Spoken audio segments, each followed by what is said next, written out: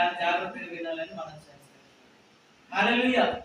దేవునికి మహిమ కలుగును గాక. దయచేసి ఈ మాటలు వింటున్న మీరు మర్చిపోకుండా వినాలని చెప్తున్నాను.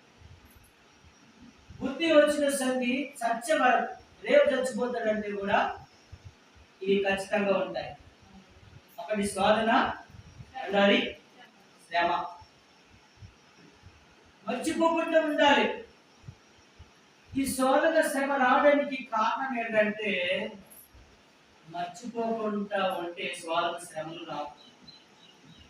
దేవునికి మర్చిపోయినప్పుడు, దేవుని వదిలేసినప్పుడు, దేవునికి టైం ముందంజలో పెట్టినప్పుడు, దేవునికి టైం కానీ సమస్య కానీ దేవుని దగ్గర పెట్టినప్పుడు ఖచ్చితంగా ప్రారంభం అవుతాయని దేవుడు చెప్పుకుంటున్నారు.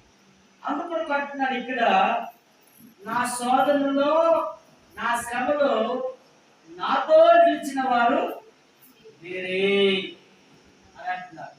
ఈరోజు నిజం చెప్పాలంటే మీరు అనుకుంటుండొచ్చు, ఒక పాస్టర్ ఐదుగురికి సోదరులు ఏమవుతున్నారు లేదు అనుకుంటుండొచ్చు, కానీ ఒక డాక్టర్కు సోదరులు లేవని అనుకుంటుండొచ్చు, ఒక ధనవంతునికి సోదరులు లేవని అనుకుంటుండొచ్చు, కానీ డాక్టర్ కూడా సోదరులు ఉన్నాయి, ఒక దైవ సేవకునికి సోదరులు ఉన్నాయి, ఒక డాక్టర్ కూడా ఒక ధనవంతుని కూడా సోదరులు ఉన్నాయి.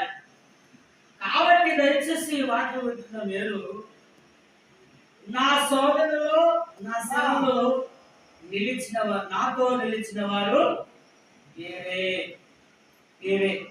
ఎవరు నిలబడ్డారు? ఒకసారి ఆలోచన చేసుకుంటే మీరు వచ్చినారు, మీరు నిలబడ్డారు. నేను వచ్చినాను, నేను దేవుడి సన్నిధిలో నిలబడ్డాను. ఎంతో మంది రాలేరు, వారు నిలబడలేరు.